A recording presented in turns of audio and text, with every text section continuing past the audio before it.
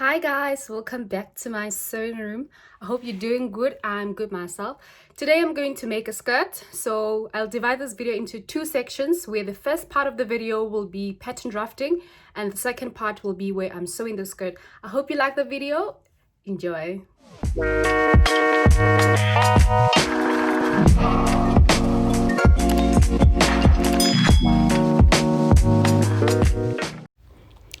For this video, I'll be using this satin fabric, like I said.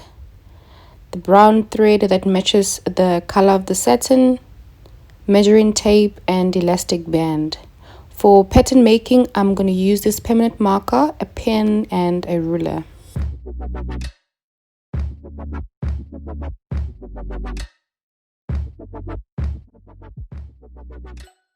Now, taking your body measurements in pattern making is very important because this serves as a building block of your pattern. Okay, so in this case, we'll need the waist and hip measurements. So I will measure around the waist where I want my skirt to sit. I'll measure around the hip area. Also measure the distance between the waist and the hip. And you also need to measure the height of your skirt.